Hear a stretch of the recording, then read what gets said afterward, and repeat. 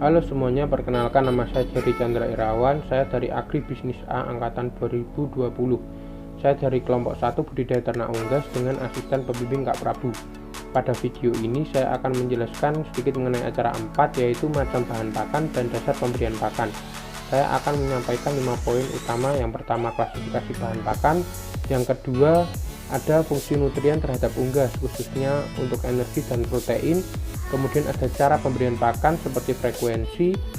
Kemudian yang keempat ada organoleptik bahan pakan yang menyangkut bentuk, aroma, dan warna. Kemudian yang terakhir ada kebutuhan nutrisi unggas tiap fase fisiologis, yaitu starter dan finisher.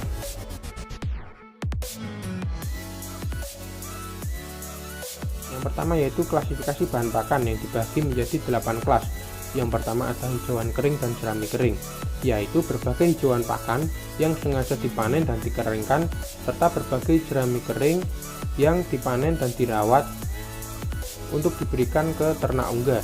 Contohnya ada hai rumput gajah, hai rumput raja, dan hai daun jagung. Kemudian ada hijauan segar, yaitu berbagai hijauan pakan dan tanaman biji-bijian yang khusus dipanen dan diberikan pada ternak unggas dalam keadaan segar. Contohnya ada rumput gajah dan rumput raja. Kemudian ada silase. Silase merupakan hijauan pakan yang telah dipotong-potong dan mengalami fermentasi terkontrol. Contohnya ada silase hijauan jagung, hijauan kering, jerami kering, hijauan segar. Dan kemudian ada sumber energi, yaitu sumber bahan pakan yang memiliki kandungan energi yang tinggi. Contohnya jagung, dedak, dan bekatul. Kemudian ada sumber protein, yaitu berbagai bahan pakan yang memiliki kandungan protein yang tinggi. Contohnya ada tepung ikan, soybean meal, kedelai, dan mixed bone meal. Kemudian ada sumber mineral, yaitu berbagai bahan pakan yang memiliki kandungan mineral yang tinggi. Contohnya garam dapur, tepung tulang, dan tepung batu kapur. Kemudian ada sumber vitamin, yaitu berbagai bahan pakan yang memiliki kandungan vitamin dan preparat vitamin yang tinggi. Contohnya minyak ikan dan tablet vitamin B kompleks. Kemudian ada aditif pakan, yaitu berbagai bahan pakan yang tidak berfungsi sebagai sumber nutrien atau non nutrien. Aditif ini ditambahkan ke dalam bahan pakan dengan tujuan seperti meningkatkan palatabilitas dan lainnya. Contoh dari aditif ini yaitu seperti prebiotik, antibiotik, fitobiotik, enzim, asam organik, hormon, dan zat warna.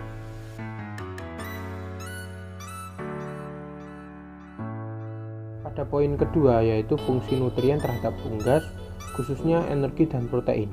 Energi berperan penting dalam metabolisme basal seperti aktivitas sel, pernafasan, serta sirkulasi.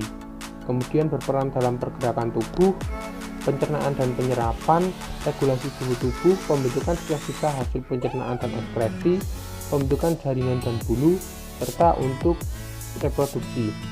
Kemudian ada protein yang merupakan unsur pokok dari alat tubuh dan jaringan lunak tubuh dari berbagai ternak unggas. Protein berperan penting dalam perbanyakan jaringan-jaringan tubuh yang baru, pergantian jaringan-jaringan tubuh yang mengalami kerusakan, menghasilkan energi apabila dari sumber karbohidrat dan lemak tidak tercukupi, serta protein diperlukan untuk pertumbuhan, pengelolaan, dan produksi telur.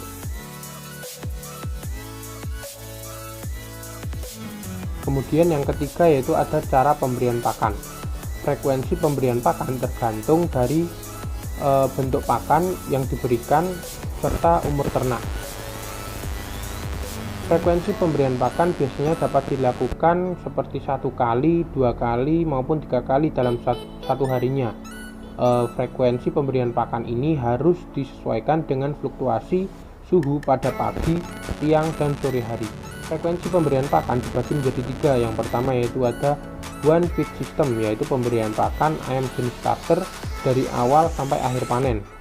Kemudian ada two feed system, yaitu pemberian pakan starter pada usia 0-3 minggu dan grower atau finisher sejak umur 3 minggu sampai panen.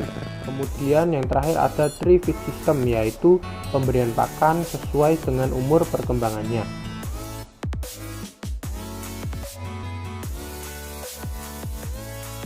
Untuk Organoleptik yang pertama yaitu ada bekatul yang merupakan bahan pakan ternak yang diperoleh dari proses penggilingan padi yang berasal dari lapisan terluar beras. Bekatul mempunyai bentuk seperti serbuk-serbuk kecil dan agak kasar, dan mempunyai aroma seperti beras pada umumnya, dan juga memiliki warna krem kecoklatan. Yang kedua yaitu ada jagung yang merupakan sumber energi dan sekaligus sumber beta-karoten untuk jantung unggas. Jagung mempunyai bentuk seperti bulir-bulir bulat agak besar serta tidak beraroma atau tidak menyengat, dan mempunyai warna kuning keorenan. Kemudian yang ketiga yaitu ada bur yang perlu diberikan kepada ayam untuk menyeimbangkan kebutuhan gizi pada ayam.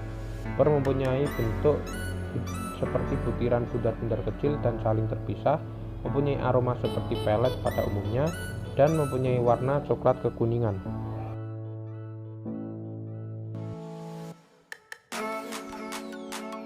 Kemudian yang kelima yaitu ada kebutuhan nutrisi unggas tiap fase fisiologis yaitu starter dan finisher. Untuk lebih lengkapnya mengenai kebutuhan nutrisi unggas pada fase starter dan finisher akan ditampilkan pada tabel berikut. Demikian yang dapat saya sampaikan mengenai acara 4 yaitu macam bahan pakan dan dasar pemberian pakan. Apabila terdapat kesalahan maupun kekurangan, saya meminta maaf. Terima kasih.